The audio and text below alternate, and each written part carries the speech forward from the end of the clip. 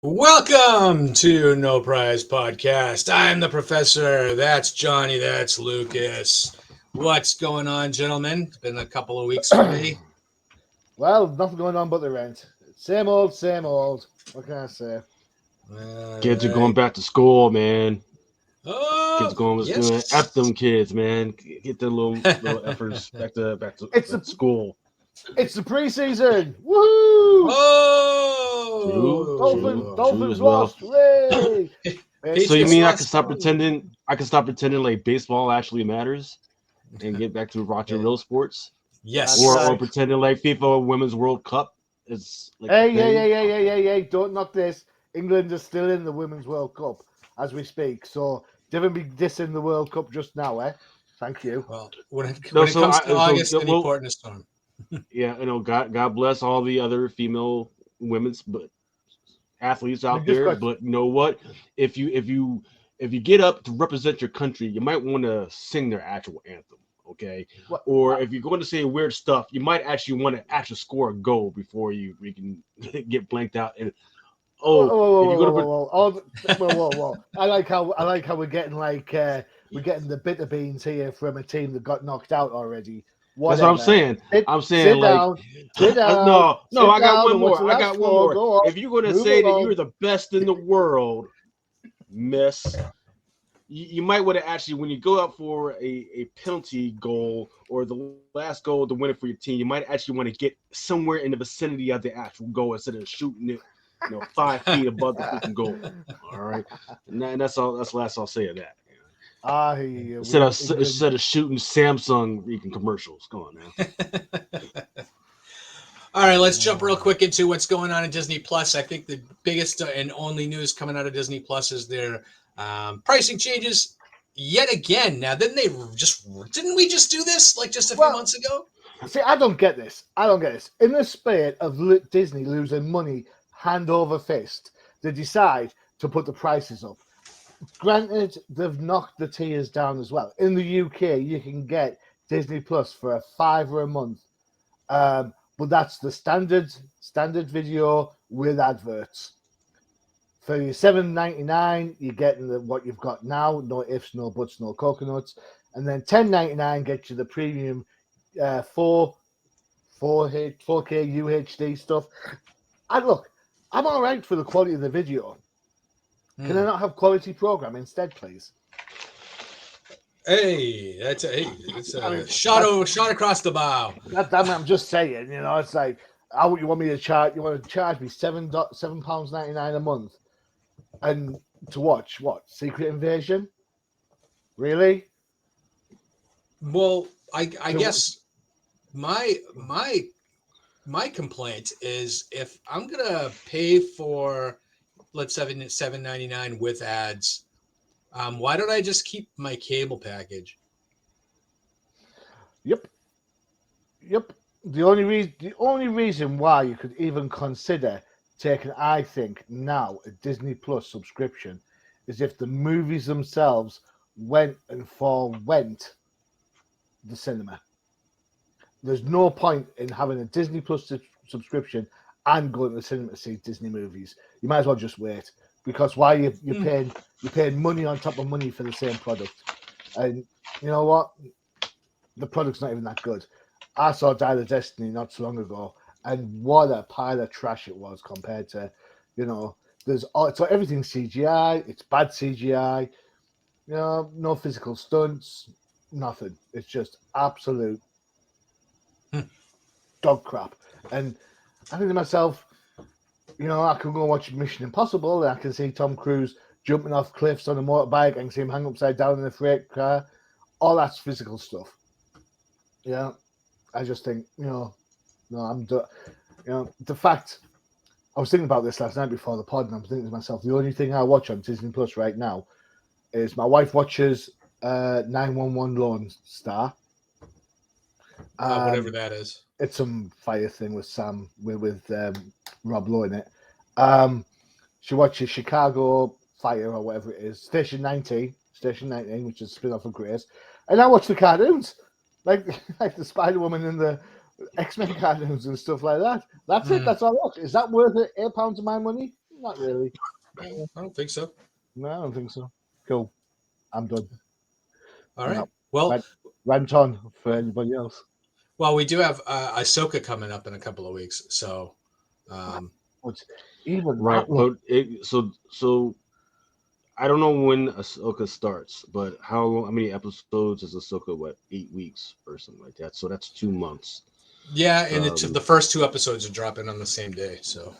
Right. So you got to figure like how far into Ahsoka being a thing is this actual hike rate actually happening? Is it happening before? I mean, Ahsoka starts, I think, before the rate hikes, and I think they're hoping that people will carry on after Ahsoka does whatever it's going to do. So it doesn't make any sense the timing of why they're announcing all this. November the 1st is the date I've got for the for the UK increases. I assume that yours is going to be the same. It says right on the bottom of that thing we're looking at, effective as of October 12th, 2023. So, right. So we'll get to you get to watch Ahsoka first at the old pricing, and then anything after that. So Loki season 2 will be at the new price point. Right. So. Now, what some people, if they're smart, could do is go ahead and get some of the legacy pricing by signing up for a year, or paying for a year prior to. That way, they get the legacy pricing before the actual hike goes into effect. Which might be worth it if the schedule's stuck. But the thing is when their scheduled slate of releases for shows always gets pushed back, and with the writing strike, everything's going to get pushed back even further, right? So. It's whatever you're doing, whatever you're signing up for a year.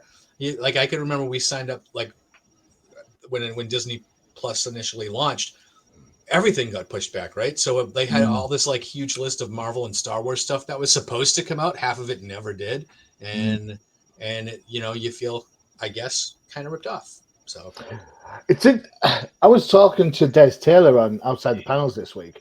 Really great interview. You should check it out. And we were having a conversation about the cinema and so on, and CGI and the kind of things we're talking about. And I postulated the theory that one of the reasons why movie CGI looks so bad is that we're getting to see decent CGI on the shows we watch on the TV. And it seems like the TV's caught up, TV producers and productions caught up to the cinema, but cinema hasn't moved on. Yeah. Cinema's actually stood where it is. And I'm thinking to myself, if that's the case, then it's not even just about the movie now. I said this before. You've got a decent TV at home. You've got a decent sound system. You can pay Disney Plus premium for a movie. What is it, $10, $12? You can have your family around. You can have dogs. You can pause it when you go to the toilet. You can have the whole thing going on for a fraction of the price it is to take all those people to go to see a movie at the cinemas. And I just think the idea that, I don't know, that Disney trying to take in money twice, it's just ridiculous. And what's even worse is we're doing it. People are actually doing it. Crazy. Well, I think technology around CGI, everything around it, the quality of your TV picture, the other special effects. If you watch Mission Impossible, the practical effects in that movie are unbelievable. Agreed. So for that kind of technology to increase to the point where it, when CGI is not making those leaps, it does make it stand out as bad, right? Where if we watched it a few years ago, we wouldn't have a problem with it. But now, I'm sitting at home with my 4K TV, Ultra HD, and my my CGI doesn't look as good as the rest of the picture. So, and plus with the AI coming around, that's it's gonna be even worse. About AI. Before we start talking about comics, Johnny and I were talking about this a little bit before the pod started, Lucas, and we're going to jump over to some interesting comments that I noticed on Twitter last night from Chuck Dixon, writer for Marvel and DC back in the day, and primarily was one of the big writers on The Punisher, and he started talking about how Marvel was afraid of the Punisher, and that's why they killed him off. And we if we read the Punisher a couple of months ago, his last issue, they killed him off. So there's been a kind of a dust up, shall we say, between Chuck Dixon, Graham Nolan, and some of the people over at Marvel, where they're saying that Marvel, the state of Marvel that it's currently in, they think the Punisher is more of an offensive character now that is from his appropriation from, let's say, police forces and certain white supremacist groups. Yes. And where Chuck Dixon is saying he's a vigilante, a superhero, take him at the face value rather than what's going on outside of that, where Marvel is saying, well, he just doesn't meet with the values that the company has right now. Yes.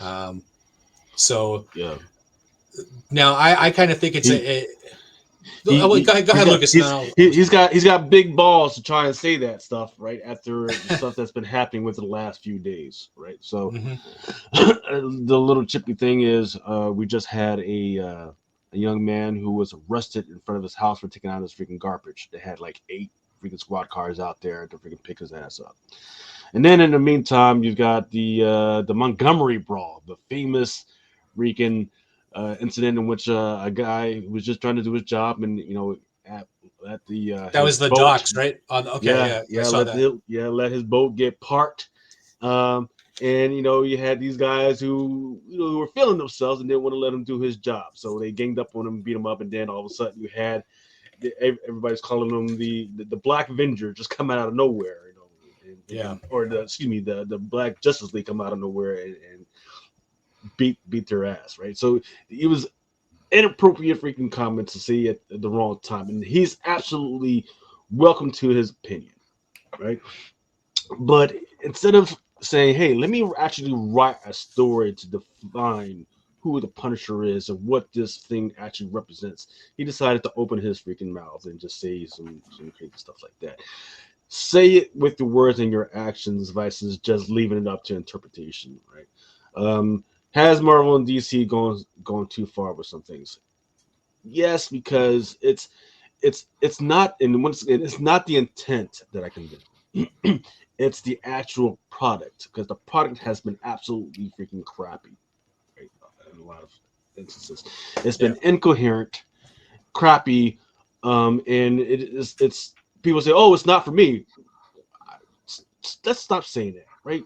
Just read it, and then go, okay, this is a crappy freaking product, right? It just didn't freaking engage you, and that's fine.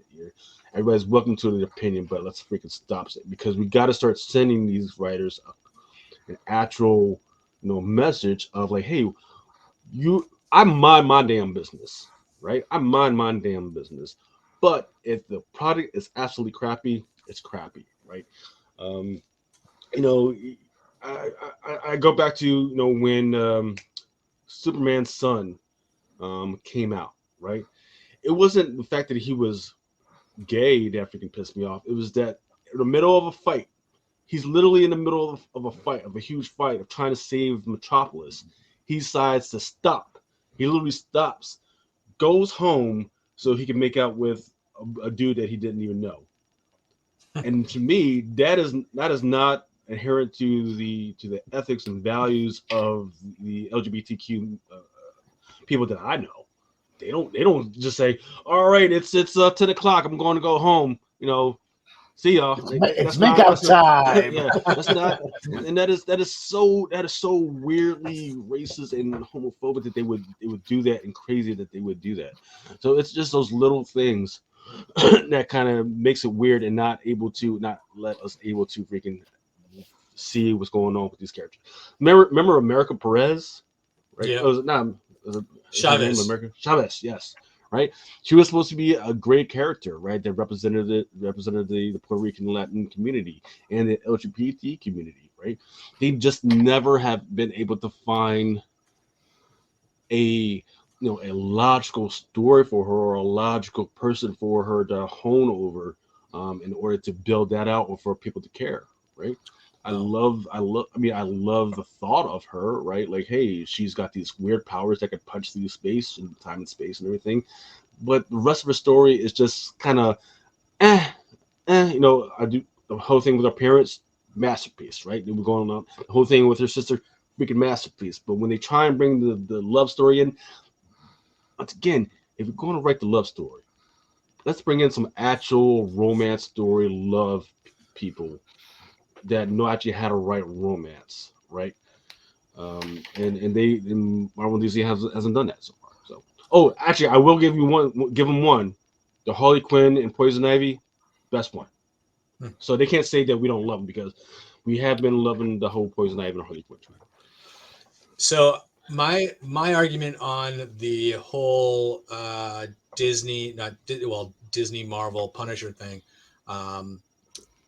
is, it seems a bit hypocritical to me, because they're still making money off of Frank Castle. He's still going into he's still coming in the new Daredevil Disney Plus show, right? John Bernthald's coming back on that. And they did last year make that attempt at publishing the Punisher, and they just changed his symbol on his uniform, right? So it wasn't a skull anymore, which is what I think that they were kind of trying to prevent.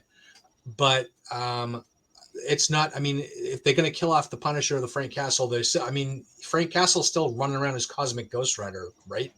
So yeah, to me, it's the same character.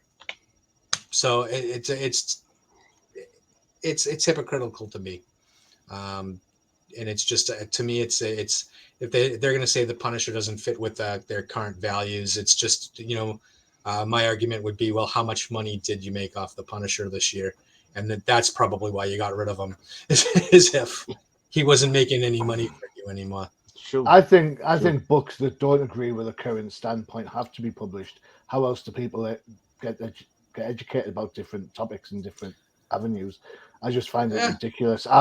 We had a spate a few years ago where people would, it's off comic books, I'm sorry about this, would go around and break historic statues of people, because society's changed, and now what they actually did, instead of creating industry, they had slaves, and they did this, and everything that we think is bad, they'd done like hundreds of years ago, like a couple of centuries ago, whatever. And people would break the statues, they'd throw them into the sea and whatever. And the problem with this is, it isn't that people have got distaste for what happened hundreds of years ago. I totally understand that. But what you've actually done is, by removing the statues, you've actually removed the next generation's ability to ask about that character. You've actually, or that person, historical person, you've now removed the next generation's ability to question and therefore make their own opinions, to find out, is the thing that they did so heinous that we see now, was it that bad at the time? And you've lost that ability to educate. Now, if you've got a comic book that's pro one thing, whatever that one thing is, and then every other comic book mirrors that idea, then where's the debate? Marvel Comics and Marvel and DC, they've had black characters when it wasn't popular to have black characters. They've talked about drugs when it wasn't popular to talk about drugs. They've talked about all these different social issues throughout the history of their company. And now, for some reason, they've turned around and said, well, no, someone might get offended. Well, I'm sorry. People like trees. Are you going to stop making comics because they're on paper? No, you're not. Grow a pair, let's have some contrast and let people make up their own goddamn minds. Thank you. Enough said.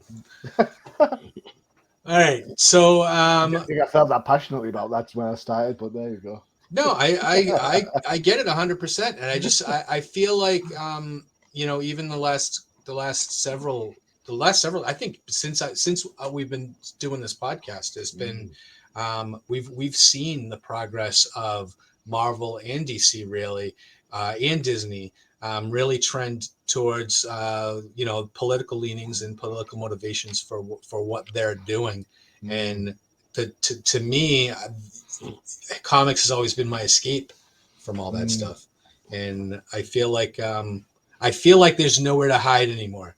So like I can't hide in my superhero comics because there's a message in there somewhere. So I mean, not that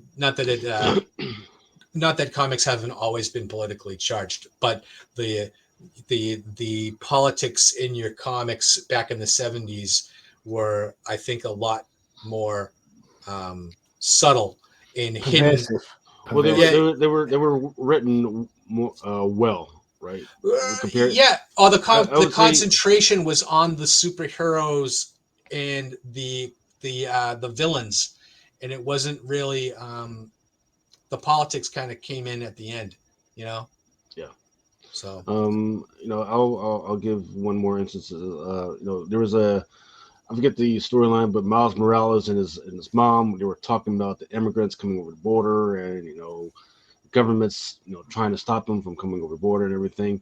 And it was like, oh, okay, so this is where we're going. And then 2 pages later, they went on a totally other freaking subject. I was like, wait, what? Why did you even bring that up if you're not Miles Morales is not going to go down to the border or and do something, right? So that's terrible freaking writing. If you're going to freaking bring up a subject, you got to follow through with the whole narrative, right? Otherwise, don't bring it up. It's always it's like a public service announcement, and then next page back to your originally scheduled story. Yeah. Now there was a masterpiece of a story with Steve Rogers, where he goes down to the small town, and he comes along and meets this black guy, and it's an older black man, and the black man was like, "Oh, you're Captain America." I was like, yeah. So, and he's like, "Well, I don't know where you were when we were actually going through it all, because you were nowhere to be found." And Captain Rogers goes, "Well, I was frozen in ice and everything." He's like, "But if I was there, I would have helped, right?" In the meantime, these white supremacists, they come up on and they basically roll Steve Rogers, right? Steve Rogers freaking he holds his own, but he makes him go away, right? So he's like, "All right, citizen," and then he just freaking walks away. He comes back the next day, the black dude's freaking house is just burnt the fuck down. So he shows that it's not just that easy that you show up one day, you save the day, and then you go away. No, it's just not that easy, because you go away, guess what? The bad guys are still there, right? There is nowhere to put the bad guys, because everybody in that town's a fucking bad guy, and everybody thinks the same. So that was a really good thing. That was a really good writing. That didn't even get nominated for any type of like an Eisner or anything. But there we are. But so yeah, once again, it's me saying, okay, if you want to do it, you got to take your time and write these stories well, and not just have it 3 panels and then okay, let's go off to something else. I get it. Cool. All right, let's take a quick break, and then we're gonna come back, and I promise we're gonna talk some comics today. All right. Woo! All right, let's watch Definitive Crusade.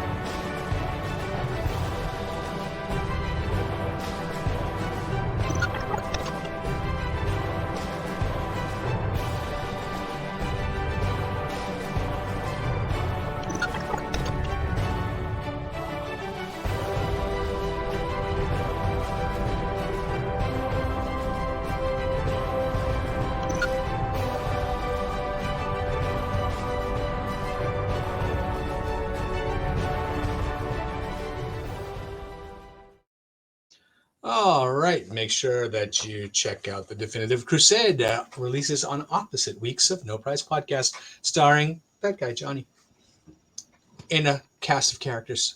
And a cast of characters. Rotating cast of characters. All right. Yeah. So now we're gonna review a few books. Now I think Johnny and I talked about, hey, we review the same few books like every couple of weeks. We're doing the same books: Avengers, Amazing Spider-Man, Captain Marvel. So going forward after this week, we're gonna I'm gonna make more of an effort to diversify myself personally. But this is my first chance to be able to talk about the new Avengers title that has come out since it's been coming out on not weeks that we don't record. But this is the 4th issue of Jed MacKay's Avengers book. So Jed's on writing, artist CF Villa, colors are Federico Blee, letters VC's Corey Pettit. And if you don't like it, you can blame Martin Biro and Lisa Biza and Tom Brevoort, which the editing team doesn't change. It just seems like every few years we change the writer and the artist. Now, this book has started out with, the first issue was Captain Marvel getting the band back together, so to speak, right? And here at the beginning, we've been promised by King the Conqueror, no less, to see all kinds of new and different threats and villains. And this is issue 4, where we've actually seen the first group show up from Kang's premonitions, and this is the Ashen Combine along with the Impossible City. And the second part here, so the third issue was basically a pinup issue. I don't know if you read it, but it was a very quick read, and this is more of we get to see what the Avengers are doing to prevent the Impossible City and the Ashen Combine from destroying several different cities that they have attacked. And this issue 4, I have to say, is kind of more of the same. If you read issue 3, where, like I said, it was a very quick read. They split up the team a la the old Justice League books, if you remember those, Johnny. I do indeed. Where they split the team up for like chapter 1, chapter 2, chapter 3, so that you get enough of each hero. And the Fantastic Four used to do it as well. Yeah, the Fantastic Four used to do it as well. But here we split the team into, so the first part of the book, we have Captain America and Black Panther on in the Impossible City, setting explosive charges because they're going to destroy the city, which, hey, that's a little proactive for you, I think. And then you split to Thor, who's taking on Idol Alabaster. I think my comment a couple of months ago was that I really love the look of these villains, but they need to workshop the names a bit because I don't really get it. But so Thor versus Idol Alabaster, and then you get the Dead versus the Scarlet Witch, and then you have Iron Man versus the City Smith. And so you don't get to see the whole team in this issue. There's no Vision, there's no Captain Marvel. So you get a little bit of snippets of one-on-one heroes, which kind of flies against the whole Avengers thing, right? I usually like to see my Avengers as a team fighting a team of bad guys, or the whole team versus one big threat. So here they kind of split the baby, and you get 4 different stories, and it's a bit disjointed. You get a couple of things here. My takeaways: Scarlet Witch is still way overpowered, in my opinion, to the point where I feel like she doesn't need a team. She's her own. She's her own wrecking ball, which is alluded to in the dialogue. It is. So I'm glad that they at least acknowledge that's an important part of maybe going forward. Maybe we see more of that. But overall, like, my overall opinion of the first 4 issues is the story is super decompressed. And the one thing that I can say, and Johnny, we've talked about the the Silver Age Justice League books when they were doing those three chapter stories. They are of its time, but the good thing about those stories is you split up the story in 3 chapters, and the story's over by the last page. Yeah. This is tune in next month to see the second part of the battle. More of the same. The third issue was the build up to the battle. This issue is the beginning of the battle. Next issue will be maybe the end of the battle. So I don't know, right? So I'm enjoying the different villains. I'm enjoying I've complained about why everything has to be a planet level threat for the Avengers, because you have to keep upping the stakes. So I don't. It's like how do you up the stakes from here where the planet's already threatened in issue 3? And then of course I remember back to Jason Aaron's issue 1 where it was the Celestials, and where do you go from the Celestials, right? So I guess this is just the world, the Avengers world I'm living in, where the street level team Captain Marvel put together doesn't really fit the bill for the threats coming down the pike, does it? Well, no, no. And is it a street level when you've got the Vision, a God, and Scarlet Witch? But the street level that Captain Marvel was putting together was the Sam Wilson Cap and Black Panther, and didn't he have like Moon Girl at one point? Yeah. So I mean, when Captain Marvel, I mean, she said in issue 1 that she wanted a more down to earth team, right? Yeah, I get it. So, but but you're dealing with virtual gods. Well, they're not virtual; they're actual gods in this thing. So right. So did Captain Marvel make a mistake in the team she selected? Yes, I guess. Okay. Yes. The only reason for her to select this type of team for this type of threat is because she wanted a team that she can control. That's it. Okay. Right? But that doesn't make sense when the fact comes in is that, like, hey, we're fighting actual gods. If you're going to select like normal ass people like this, their only job should be evacuation, right? That's it. Like, hey, there's a whole bunch of people that are in danger. Let's get these people to safety while we bring in like the actual big guns, right, to do this thing. Hey, Hulk, come on over, man. Come on out of retirement. Hey, Thor, yep, come on down, do your thing. Hey, and bring your buddies too, because we need your help. Look, I think there's something amiss here. Like, okay, so at one point they had that weird spiggly Pokemon thing in the Vatican, right? And its purpose was to gain more worshippers, because for every worshiper it gained, it became more powerful and more godlike and everything, right? That was Idol Alabaster, the big white thing. Yeah. Yeah. So if you're going up against that type of threat, you need like an actual like god, right? Then you don't need just Thor. You need like the one above all to come in and freaking help you out. Hey, that's how powerful this thing could actually be. So if that's not what they're working up to, then they're missed. This is just garbage, right? This is not an Avengers. This is an above the Avengers type threat. Well, from issue 2, when they laid out Kang's plan, or Kang's premonition, basically, of the threats that are coming, this is just the first threat. So to me, this is just wave 1. This is level 1, and every threat that's going to be coming after this is going to be progressively that much bigger and badder and worse, right? So, that's where I'm sitting there. Like, how do you keep leveling up and keep the team around you, unless unless, like you said, Lucas, that they're going to be getting like more bigger guns. Yeah. So yeah, I would think that Captain Marvel, she can maybe hold the line, but she should not be able to go up against these guys. Scarlet Witch, she derives her chaos power from actual chaos gods. She should at some point be bringing those guys in.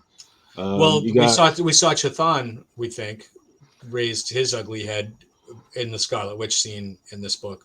So whether or not that was really him, I don't know. So yeah, we should be seeing Doctor Strange here.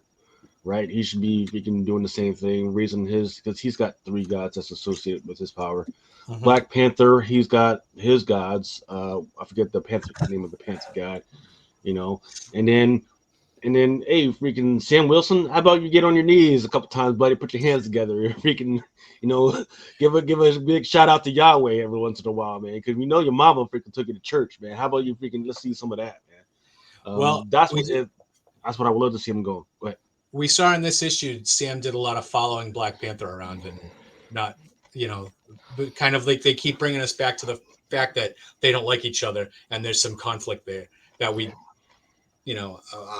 you tell me. I don't know where the conflict came from. See, that was one of my questions. My questions in my notes are, why don't they like each other? What have I missed? Because you got to remember, there was at one point that the Black Panther, he was identified as being the leader of Avengers, but the U.S. government didn't like it because he was not actually American, right? And if they're giving the Avengers elemental or U.S. government element status, that means they can hold land, they can do whatever, they can operate on American soil. You need an American leader as oversight over that. I'm tired of getting the admin stuff, right? But in the meantime, you had, Sam Wilson, who should be the leader. If you're going to call it the Avengers, and Sam Wilson or Steve Rogers should be the heads of this effort. Or, you got Captain Marvel, right? They should be the heads of this effort. And through all this time and everything, when they keep bringing up who should be the leader of this and everything, they keep overlooking Sam Wilson. But either way, when it all comes down to it, people still go to T'Challa as a leader when it really comes down to the grit. And they just keep overlooking Sam Wilson, which I think is fine. Well, I mean, maybe we see that in future issues of the book, because it does seem like they're like Jed's writing towards more drama in the book, which I hope we see more of it. That's from the first issue I saw that had promise, and now it is kind of turned into a long drag out fight the next couple of issues. Johnny, what's your overall thoughts of this issue? I quite like the issue, to be honest. Yeah, fair enough. It's a big fight. I don't know where Captain Marvel or the Vision is right now. I think I haven't read issue 3, so I don't know what's going on there. Yeah. I quite like the art. The art works well. I mean, McKay and Villa, I've seen them on Black Cat. You know how much I love that book back in the day. Yes. So colors work well. It's a dark color scheme for a dark book. I found the run really refreshing, as opposed to the Jason Aaron's pretentious, look, I'm doing something fantastic and you don't know what it is because I'm so fantastic. I'm such a great writer. Nobody knows what I'm doing, but I'm just going to be the same story of Avengers versus Avengers all the time, and I'm going to whip something out. It's just going to underwhelm you. This is a straight up Avengers book where it's bad guy Avengers, have at it. And you know what? I don't mind that for a kickoff of a series. We've seen series start massive with a great big threat like ASM, for example. After 5 issues, that's gone away, and it's just devolved into an absolute mess. Avengers, fine. Have a fight issue, have a fight story going on, because that's part and parcel. Do I hope for some more drama down the line? Yeah. Do I hope for some humor? Because I expect that from McKay. Yes, I would like to see that. But for right now, I'm enjoying this book. It's on my pull list, so there you go. Yeah, I think it's far and away better than Jason Aaron's run. So I'm happy for the new regime. So I'm looking forward to the continuation of the storyline. I just wish it wasn't as dragged out as it seems to have been the last couple of months. I think that's a Marvel thing. I think that's a Marvel and a DC thing. It's very much a let's get this done in 6, and then we can release the trade paperback in a couple of months. Right. So it's just all right. The beast right now. So enough about the Avengers. Let us jump to our next book. Johnny, this is your choice. Captain Marvel Dark Tempest. I wish I'd never picked this book. All right, okay, so written by Anthony Nocenti, Paolo Vinali is on art, Java.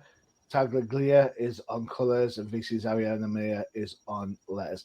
I read this book this morning. I have read the first issue, and I had no idea what the hell's going on. I was like, "What? Where? What?"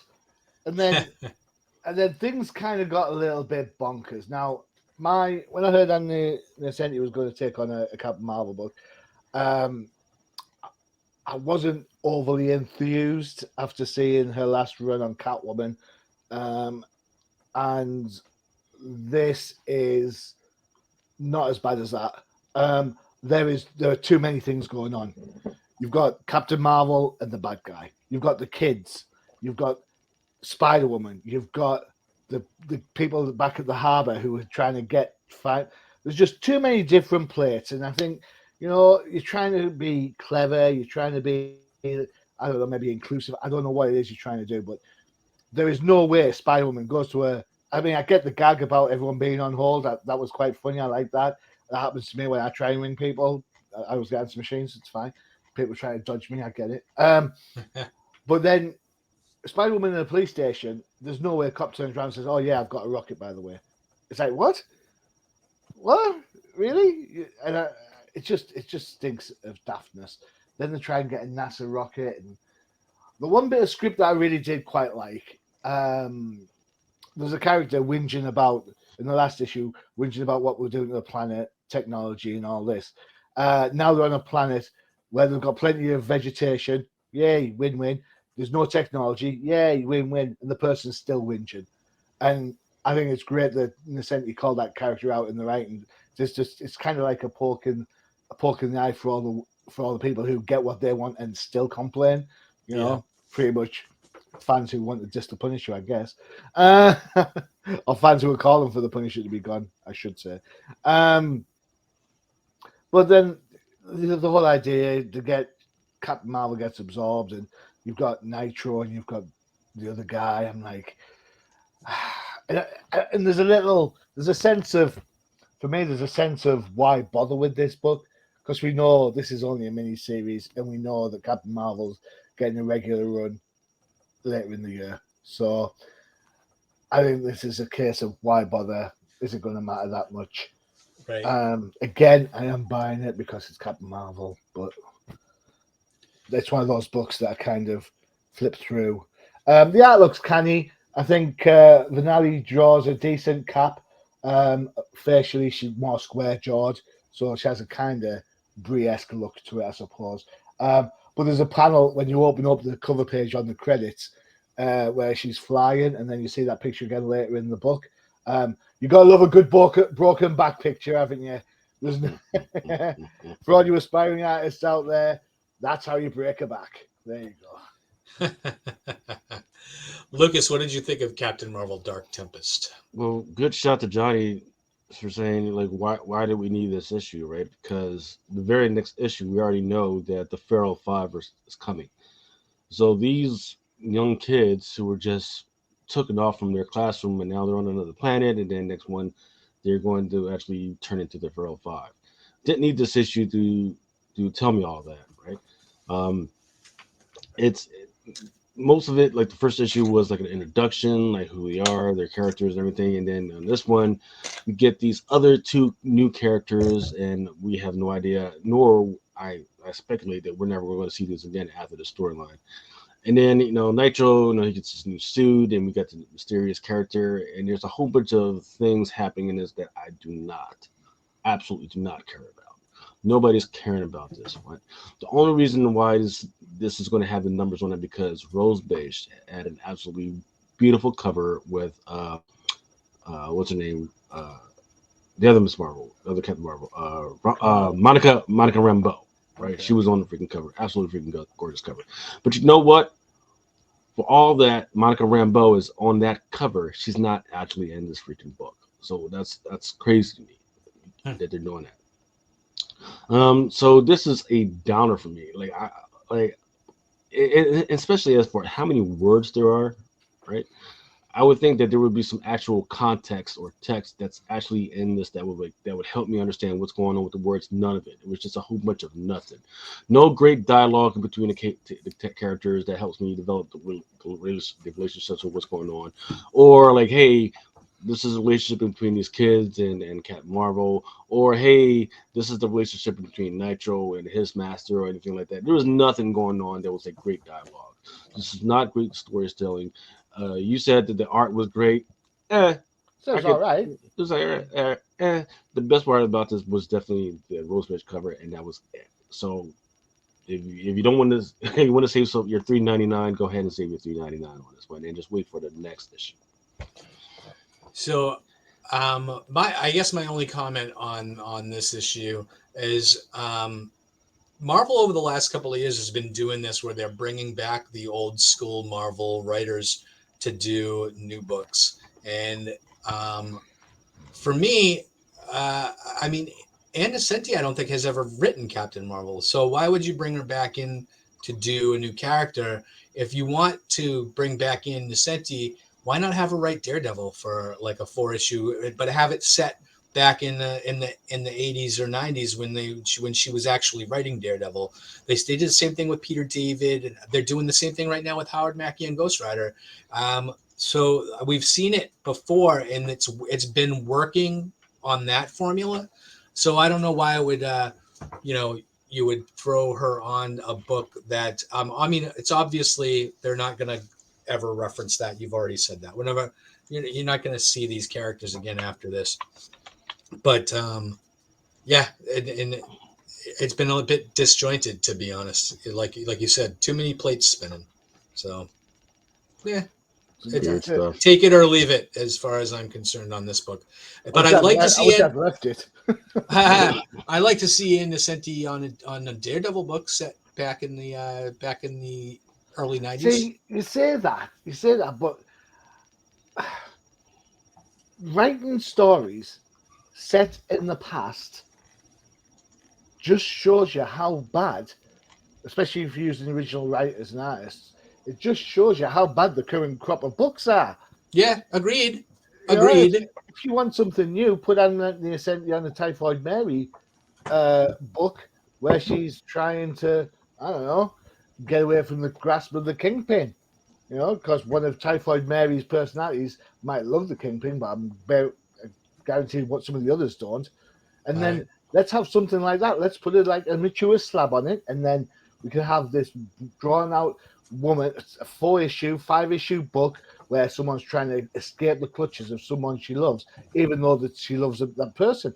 Let's have something like that. Let's have some gangsters in it. Let's have some people who are out to kill her to get back at the Kingpin for his past trials and tribulations. That sounds like an interesting book. That's a book I'd read. Yeah. Agreed. So I should be a comic book writer. Marvel. Yeah. Thank you. I will say this, and this is what I'm hearing from the rest of the community, is that they need to pare down their books again. So remember during the pandemic or the beginning of the pandemic when they went with just like 6 or 7 books and only one like X book per week, where you had Power of X and then House of X. Right? Yeah. I've been hearing that they need to go back to that, because ever since then they've been getting all these different events and all these different books, and people are lost again. Mm-hmm. They love the idea of Krakoa. They love the idea of like, okay, we're starting over and just go to this island, and then we'll eventually branch out from there. But now the storylines are so lost. They've lost so many customers because there's too much stuff going on. I could care less what happens in the X-Men books right now because I have no idea. Yeah. So, all right, let's jump over to something else that I have no idea about. Is the latest issue of Amazing Spider-Man. Yep, Amazing Spider-Man 31. 88 pages of different stories going on. I have one question for you, Lucas. I have one question for you. Why? I have a statement on this as well, but Lucas, go first. Yeah. Written by Zeb Wells and John Romita Jr., Scott Hanna, and Marco Mines. Different cover artists with John Romita Jr., Emilio Lazo, Lena Casagrande, Belair for the Woman of Marvel joint, Jim Chung, J. Ted J. David Ramos, John Tyler Christopher, which is the cover that's right here. Greg Land also did one. I think that was the 1 in 50. He also had by Frank DeMarta, George Perez, and Alex Sinclair. George Perez actually did the 1 in 100. The different stories are inked by Scott Hanna and Emilio Lizo. Color art by Marcio Menez and Brian Valenza. And your editor is Nick Lowe, and your letterer is Joe Caramanga. So the question you guys said is why? Why in the hell did they do all this? Well, you gotta remember, so there's so many storylines that's going on with Amazing Spider-Man that they felt that they needed to pull it all together. Well, here's the problem with that. I thought that's what an annual was for. Okay, if you're gonna do all these freaking storylines and you wanted to pull it all together into like one book, that's what annuals are supposed to be. But instead of doing that, they decided, all right, we're just gonna do. We're just going to put it in Amazing Spider-Man 31 and charge everybody $9.99 for it. They're charging me for it.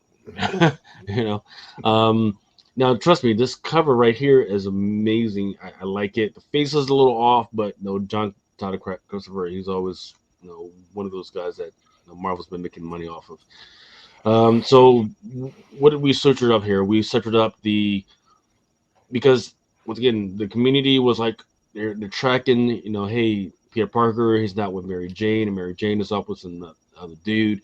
And people literally said to me this week, yeah, well, he's not with Mary Jane, but then he can go with Black Cat. Well, they obviously hadn't read this because now Black Cat and Peter Parker says, yeah, we're not doing this thing anymore. We're not bumping uglies anymore because it's just too weird. You're not there when I need you, and I'll be there if you need me later on, but our worlds are just not matching up right now. The worlds are too similar. That's what she's saying, isn't it? She's saying that you're not trying to stop me from stealing, and I'm not trying to steal, and so therefore we've lost something of ourselves. We've lost who we are, which I get that happens in relationships. You tend to kind of compromise, and therefore the edges get smoothed out. I think calling the relationship is an absolute mistake because, to be fair, it's probably the only thing that was going to keep me reading Amazing Spider-Man. But right. And good shout out because that goes into the next story of his roommate and his fiance, and that's a complicated situation to itself because he's a straight guy, straight-laced guy, he's a hardworking guy, but she's a villain, right? Her whole thing is to freaking steal and everything. She's Beetle, isn't she? The current Beetle. She's the Beetle, yes. Yeah. And the daughter of Tombstone. Yeah, exactly, right? And they try and get married, but stuff goes down, right? He thought that he could be part of her world, and set it straight. Well, guess what? Her world will come for the both of them, and it did, right? People get blown up and all the other stuff. So I did like that piece. In fact, I forget the name of the guy that actually crashes the whole party, but yeah, just weird craziness that is going to happen. What was the other storyline? I do remember the other storyline was the whole. So you've got Kamala Khan popping up. Yep. To get like some closure in the middle of the Hellfire Gala, no less. Well done, continuity people. Spot on. Well done. Hashtag that's sarcasm. A Spider-Woman promo, which has asked the question that I've been asking for months now: where is Spider-Woman's baby? I mean, I must be. My finger is on the pulse. That's what I'm saying. Hey, they're going to answer the question that we all had. Yeah. Superior, Doc Ock is going to become the Superior Spider-Man. Again, he's going to try, but that's weird. Okay. Then Jackpot, right? Mary Jane is officially going to become Jackpot again. See, this is it. This is kind of how this book went for me. I was like, the wedding. This is see how this goes. Then the art changed to the girls' night out, which was hideous. There's an awful panel of Black Cat going to speak to Peter, and she looks more like Aunt May than she does Black Cat. Then it goes back to Ramita for the wedding, and it's just lazy all over the shop. After you've done that, you've got all these little snippets of stories. Kamala Khan coming back in Hellfire Club so soon, and then having her in this book. when she only died 4 issues ago is ridiculous. It absolute. I feel sorry for anybody that bought Fallen Friend. Yeah. Whoever bought that, you're an absolute moron. Absolute moron. I don't care which variant you've got, it'll be going down like this. I think we reviewed that a month ago, right? And it's like, why? Why would you do it? Anyway, so now you've got closure on there, and so that's nicely packaged off, which means that issue 26 has no impact whatsoever. And then you're going to throw all these other side stories on, one of which is the Spider-Woman art, which looks hideous in places, but good to see Spider-Woman getting another miniseries. Do you know who Spider-Woman's biggest enemy is? Marvel editorial. That's the only reason why she, yeah. And on top of that, you've got Mary Jane, probably the grounded character you need in a book like Spider-Man, now has superpowers. It is ridiculous. It is absolutely, without a shadow of a doubt, the most ridiculous thing I've read. Ever. Well, the second half of this book was a bunch of advertisements for spinoffs. Spider-Boy, no one mentioned Spider-Boy. That's coming. He's getting his own book. And it says Superior Spider-Man with Doc Ock. How are they going to change him back to Superior Spider-Man at this point? I don't know. But the Spider-Woman was, out of left field and felt like it shouldn't have been included in this book, as well as the whole relationship between Peter and Kamala has been contrived. I mean, it didn't even happen until a couple of months ago, and now he's revealing his identity to her. And I would probably be wondering if this is the real Kamala, is maybe not as if she's a Skrull. It's like she just died. Spider-Sense didn't go off, so and she was resurrected at part of the Hellfire Gala beforehand. So I don't know. It just seemed to me like.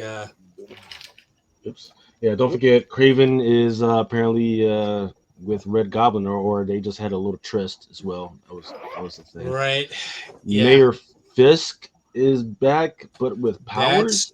That is a prelude to a sequel to Spider-Man Reign that came out several years ago, which was they say it's the most notorious Spider-Man story ever, and that's because and that's actually been going around the internet more like recently, but is the Spider-Man Reign story where Mary Jane got cancer and died because of Spider-Man's radioactive semen juice. Yes.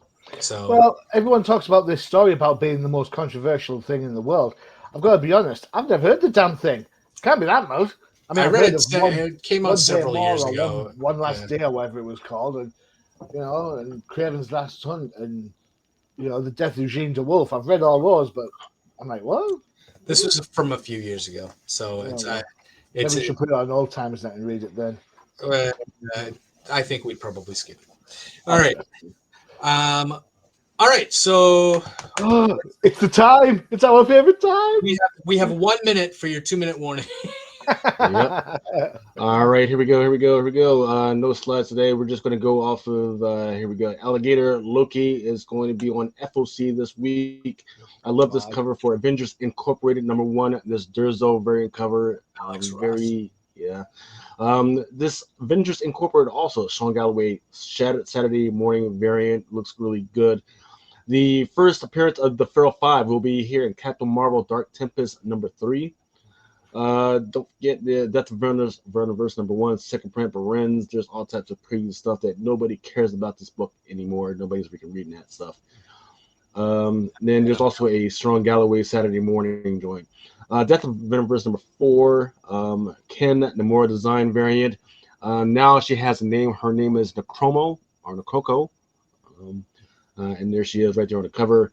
And then Death of Verniverse #4, Ryan Stegman. I don't know who that is, but okay, let's roll with it. I do like Ghost Rider #18, this new character that she's been there for like a few issues. It looks like they're still trying to push the story, and then actually in this issue, they're going to give more of a background of who she is and like how she grew up and what's going on with her. Incredible Hulk #4. I like the concept of Hulk fighting Man-Thing, but they probably should have got a different artist on that one. Micronauts #1 facsimile edition. I'm not sure what's going on with that one, why they're bringing this one up, but I do know that this is an area that I hope that they would have discovered or would have explored in Ant-Man and the Wasp, that latest one, but they did not really. Red Goblin #8 and Huck Lee, and everybody's kind of ignoring all the Star Wars books right now. Because there's more Star Wars books than there are X books. That's good, yeah. I do want to call attention to the Star Wars Obi-Wan Kenobi book. She's had her Reva, the third sister. She's had a cover appearance before, but it looks like she's on this cover again with the second brother. So maybe she's going to be actually in the story for this particular issue. So if that is, this is actually the show in comic form. So yes. Of course she's going to be in it. So yes. She was like the main character in that. Mm-hmm. Why did it do that? Well, I don't read the Mandalorian simply because it's just a retelling of the show. It's like when DC bring out animated movies, it's like wholly original. What's it called? Hush. Yeah, I read the book. It's not original. Werewolf by Night #1, Adam Hughes. And I don't know why they did a Wood of Dark Spider-Gwen #1 second print, Greg Land. That was not the cover that people liked. They liked the rose beige, but they're going to do what they want to do. And then X-Men Red #15. Can somebody get in contact with me and tell me who's buying bloody Dark Spider-Gwen? Because I swear to God, it is the biggest pile of you-know-what. This side of Amazing Spider-Man 31. All right, quickly, here are the books that are coming out this week. Alpha Flight #1, 1-50, Arthur Adams. People are liking this book already. Art Adams? Yes. Then for the Captain Marvel Dark Tempest #1, that was the first print, the Feral 5, without being the Feral 5. This is a second print, just as a 1-25 by Rico. I've got the original cover. Thank you very much of that. I just want to say. Mm-hmm. And then here's your regular open order by Derek Chu. Looking good. I have that as well. Marvel Daredevil #14 has a 1-25, but I think the cover that people are going to want to pick up this week is going to be this Daredevil 14 Chip Zdarsky cover. Really I've got to say, I'm losing the will with Daredevil. Yeah, it does. Storyline's dragging out too long. To get it. And now he's back in New York. It's like, what? Dark X-Men #1, 150, Adam Hughes. Absolutely freaking gorgeous cover. People will be looking to get this for cheap. Death of Venomverse #2, 1-10. This is a connecting cover, which is a 1-10, and I believe there's also a version of this, which is a 1-50. Death of Venomverse #2 also has a Derek Chu cover, and then the cover to look out for, it's not even that one, it's this one right here by Luciano Vecchio, which has the first cover appearance of Kid Venom. So, what? I'm shaking. You know what? I might leave comic books. I might go and do something else more enjoyable by looking at blank walls or something. Is everybody getting a sidekick now? What the heck?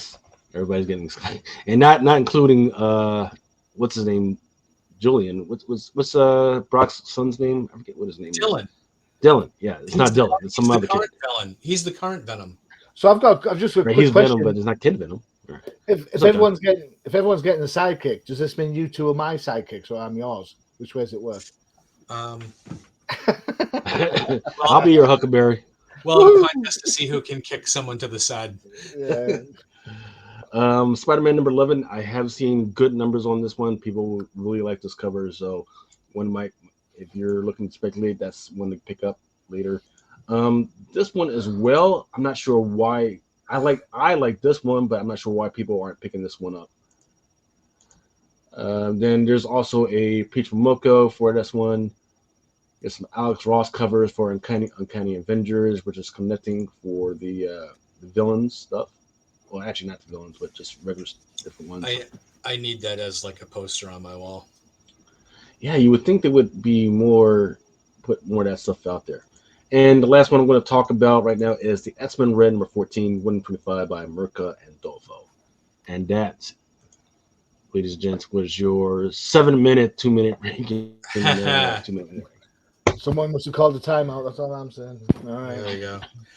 All right, gentlemen, thank you for joining me for No Prize Podcast, and we will be back in a couple of weeks for the to wrap up the summer with I guess the end of August, right? So, are you ready for some football? yeah, we will be ready for some football for the next podcast. We'll be smack dab in the middle of preseason. The cuts will be happening by the next time we record. So, Reggie will come out of retirement and start playing for somebody. who will? Brady? Mm-hmm. No, he's done. All right, gents. We will see each other in a couple of weeks, and until then, stay safe. Adios. Nope.